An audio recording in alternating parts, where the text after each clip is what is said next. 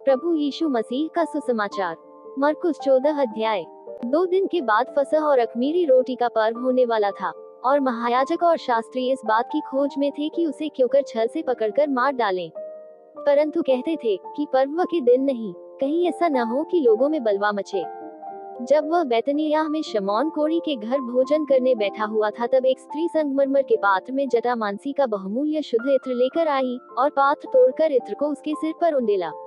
परंतु कोई कोई अपने मन में रिसिया कर कहने लगे, इस इत्र को क्यों सत्यानाश किया गया, क्योंकि यह इत्र तो 300 दीनार से अधिक मूल्य में बेचकर कंगालों को बांटा जा सकता था। और वे उसको झिड़कने लगे।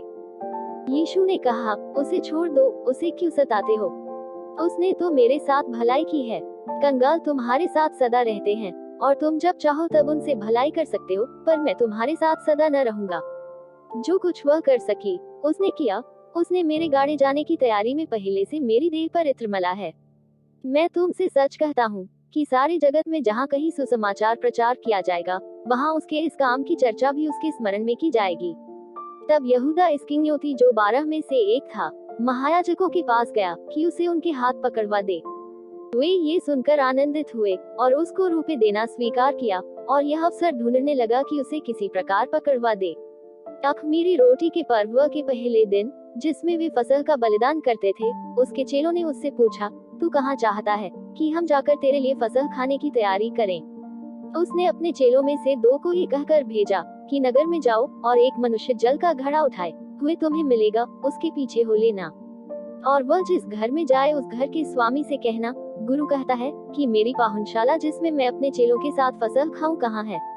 वो तुम्हें एक सजी सजाए और तैयार की हुई बड़ी अटारी दिखा देगा, वहाँ हमारे लिए तैयारी करो।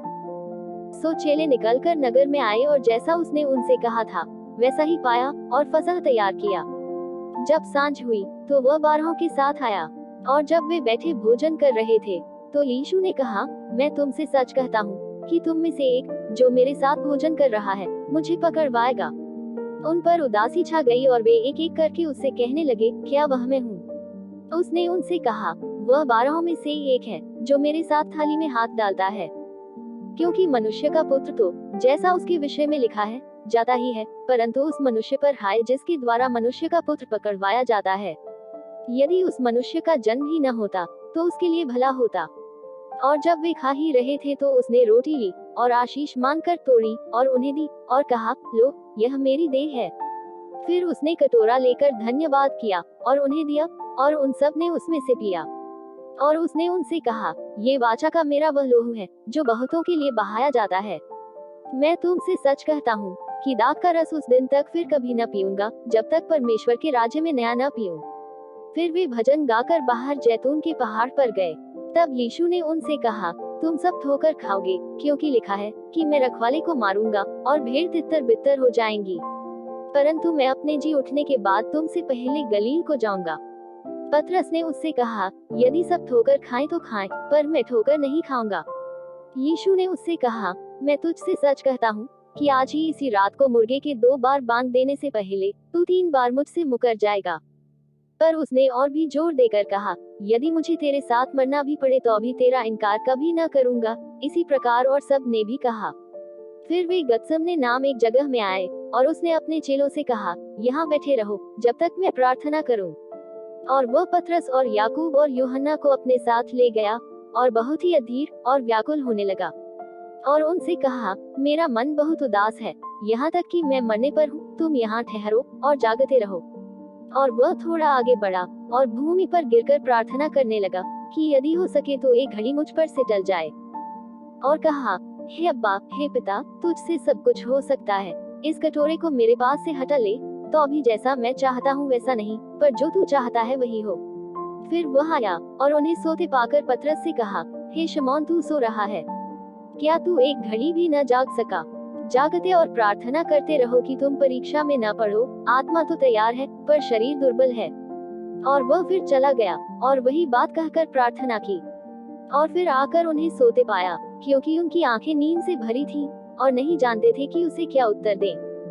फिर तीसरी बार आकर उनसे कहा, अब सोते रहो और विश्राम करो, बस घड़ी आ पहुंची, देखो मनुष्य का पुत्र पापियों के हाथ पकड़वाया जाता है। उठो, चले, देखो, मेरा पकड़वाने वाला निकट आ पहुंचा है। वो ये कह ही रहा था कि यहूदा, जो 12 में से था, अपने साथ महायाजकों और शास्त्रियों और पुरनियों की ओर से एक बड़ी भीड़ तलवारें और लाठियां लिए हुए तुरंत आ पहुंची। और उसके पकड़ने वाले ने उन्हें ये पता दिया था कि जिसको मैं चूमूं वही है, उसे पकड़कर यत्न से ले जाना। और वह आया और तुरंत उसके पास जाकर कहा, हे रब्बी, और उसको बहुत चूमा। तब उन्होंने उस पर हाथ डालकर उसे पकड़ लिया। उनमें से जो पास खड़े थे, एक ने तलवार खींचकर महायाजक के दास पर चलाई और उसका कान उड़ा दिया। यीशु ने उनसे कहा, क्या तुम डाकू जानकर मेरे पकड़ने के लिए तलवारें और लाठियां लेकर निकले हो? मैं तो हर दिन मंदिर में तुम्हारे साथ रहकर उपदेश दिया करता था, और तब तुमने मुझे न पकड़ा, परंतु यह इसलिए हुआ है कि पवित्र शास्त्र की बातें पूरी हों। इस पर सब चेले उसे छोड़कर भाग गए। और एक जवान अपनी नंगी देह पर चादर ओढ़े हुए उसके पीछे हो लिया, और लोगों ने उसे पकड़ा, पर वह चादर छोड़कर नंगा भाग गया। फिर वे यीशु को महायाजक के पास ले गए, और सब महायाजक और पुरने और शास्त्री उसके यहाँ इकट्ठे हो गए। पतरस दूर ही दूर से उसके पीछे पीछे महायाजक के आंगन के भीतर तक गया, और प्यादों के साथ बैठकर आग तापने लगा। महायाजक और सारी महासभा यीशु के मार डालने के लिए उसके विरोध में गवाही की खोज में थे, पर न मिली, क्योंकि बहुतेरे उसके विरोध में झूठी गवाही दे रहे थे, पर उनकी गवाही एक सी न थी। तब कितनों ने उठकर उस पर यह झूठी गवाही दी कि हमने इसे ये कहते सुना है कि मैं इस हाथ के बनाए हुए मंदिर को ढा दूंगा और 3 दिन में दूसरा बनाऊंगा, जो हाथ से न बना हो। इस पर भी उनकी गवाही एक सी न निकली। तब महायाजक ने बीच में खड़े होकर यीशु से पूछा कि तू कोई उत्तर नहीं देता? ये लोग तेरे विरोध में क्या गवाही देते हैं? परंतु वह मौन साधे रहा और कुछ उत्तर न दिया। महायाजक ने उससे फिर पूछा, क्या तू उस परमधन्य का पुत्र मसीह है? यीशु ने कहा, हाँ मैं हूँ। और तुम मनुष्य के पुत्र को सर्वशक्तिमान की दाहिनी और बैठे और आकाश के बादलों के साथ आते देखोगे। तब महायाजक ने अपने वस्त्र फाड़कर कहा, अब हमें गवाहों का और क्या प्रयोजन है? तुमने ये निंदा सुनी, तुम्हारी क्या राय है? उन सब ने कहा, वह वध के योग्य है। तब कोई तो उस पर थूकने और कोई उसका मुंह ढांपने और उसे घूं से मारने और उससे कहने लगे कि भविष्यवाणी कर, और प्यादों ने उसे लेकर थप्पड़ मारे। जब पतरस नीचे आंगन में था, तो महायाजक की दासियों में से एक वहां आई और पतरस को आग तापते देखकर उस पर टकटकी लगाकर देखा और कहने लगी, तू भी तो उस नासरी यीशु के साथ था। वह मुकर गया और कहा कि मैं तो नहीं जानता और नहीं समझता कि तू क्या कह रही है। फिर वह बाहर डेबरी में गया और मुर्गे ने बांध दी। वह दासी उसे देखकर उनसे जो पास खड़े थे फिर कहने लगी कि वह उनमें से एक है, परंतु वह फिर मुकर गया। और थोड़ी देर बाद उन्होंने जो पास खड़े थे फिर पतरस से कहा, निश्चय तू उनमें से एक है, क्योंकि तू गलीली भी है। तब वह धिक्कारने देने और शपथ खाने लगा कि मैं उस मनुष्य को, जिसकी तुम चर्चा करते हो, नहीं जानता। तब तुरंत दूसरी बार मूर्ख ने बांध दी। पतरस को वह बात जो यीशु ने उससे कही थी स्मरण आई कि मूर्ख के 2 बार बांध देने से पहले तू 3 बार मेरा इनकार करेगा। वह इस बात को सोचकर रोने लगा। आप सभी को इन वचनों के द्वारा ढेर सारी आशीष मिले, हम उद्धारकर्ता यीशु मसीह के नाम से मांगते हैं, आमीन। आप सभी को जय मसीह की।